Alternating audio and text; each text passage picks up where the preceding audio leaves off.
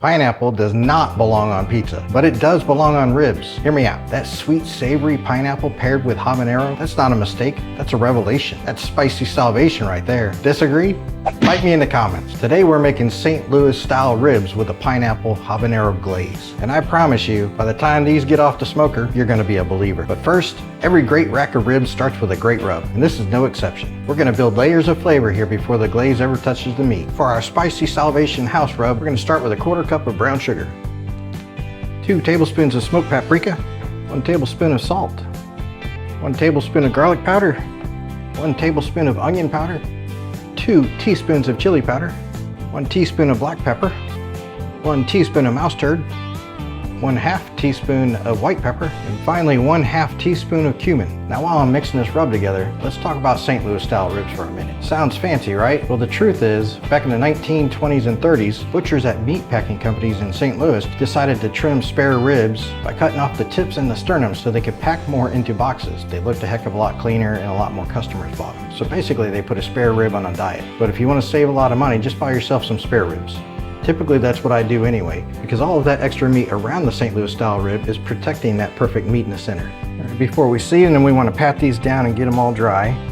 If these were competition ribs, which let's be honest, we don't want to waste meat, but if these were competition ribs, we'd also want to trim off a lot of this fat and this little diaphragm here. But again, this isn't a competition. I'm not trying to throw lipstick on a pig. I'm trying to eat that sucker. Now pulling the membrane off, a lot of people have trouble with it. You can start with your finger just by kind of pulling it up against one of the bones, or you can take a butter knife and kind of get up underneath one of the bones gently, and then lift a little bit.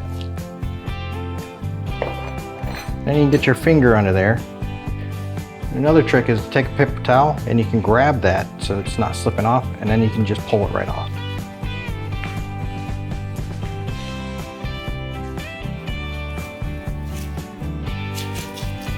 That's all the entire membrane. Now some people still have issues or trouble pulling it, and that's okay. There's another trick that you can do to get rid of that chewiness. So if you score the bone with a knife, now this isn't cutting in anything because the membrane's already removed, but you can score each bone with a knife, and then you can just kind of make crisscross patterns. While this is cooking, that membrane will shrink up, so when you eat it, you're not going to have that chewy, unpleasant mouthfeel. I'm going to leave all this on here because this is good meat. And we're going to liberally apply the rub on the meat.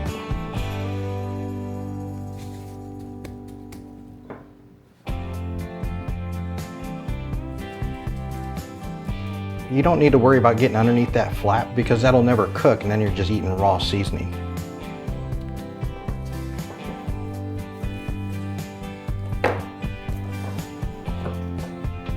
Don't be shy about your seasoning.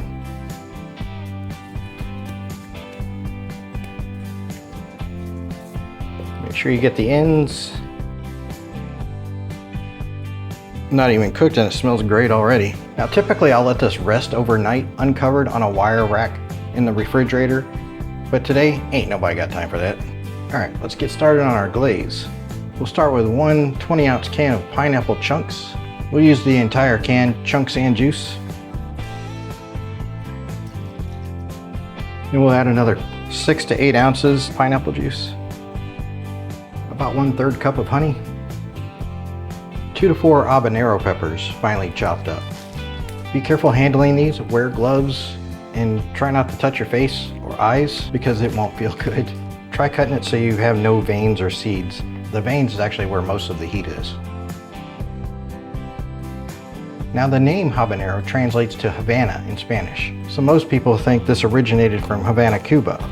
The habanero actually originated in the Amazon bison in South America. We're talking thousands of years ago. It made its way north through Central America and the Caribbean through trade routes over centuries. It passed through Cuba so frequently and in such large quantities that traders just started calling it the Havana pepper. The name stuck even though Cuba was basically just a middleman. It's like if everyone started calling French fries Belgian fries, which, fun fact, Belgium actually has a pretty strong claim to inventing French fries, but that's a video for another day.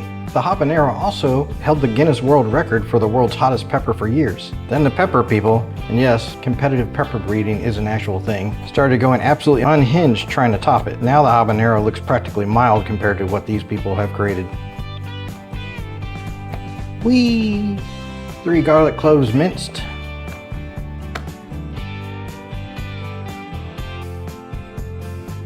About 2 tablespoons of apple cider vinegar, 1 tablespoon of soy sauce, 1 teaspoon of paprika, about a teaspoon of mustard, just a pinch of ground cumin, and then a pinch of salt.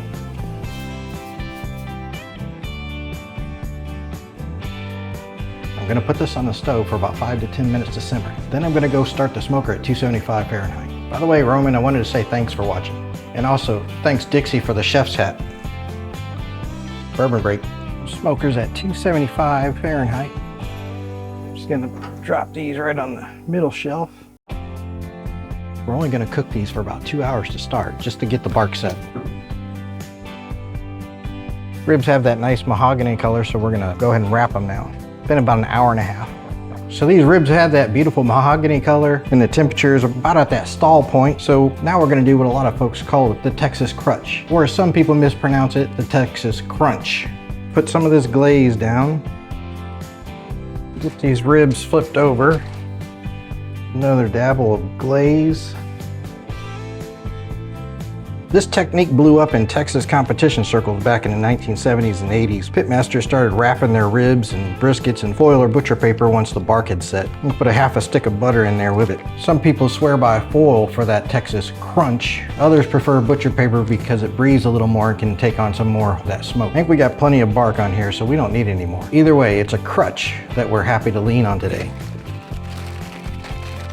So that was about an hour and a half at 275. Let's get these ribs back on the smoker for about an hour, and then we're gonna pull them off, take them out of the wrap, put them back on the smoker again, and glaze them up about every 10-15 minutes until they're done. It'll probably take 30 to 45 more minutes.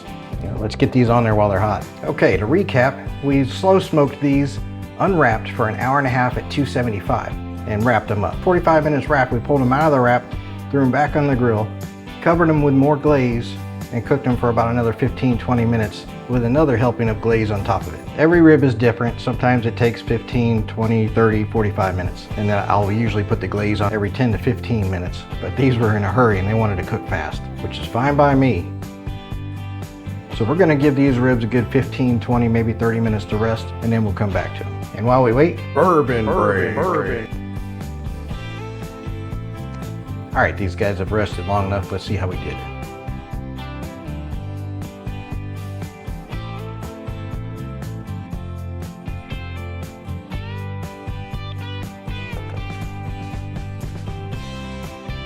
Pretty darn juicy and tender to me. Now you don't want it to fall off the bone, you want it to still have a bite.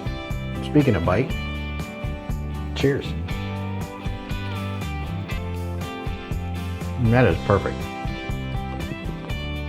The bite just pulls straight from the bone, clean.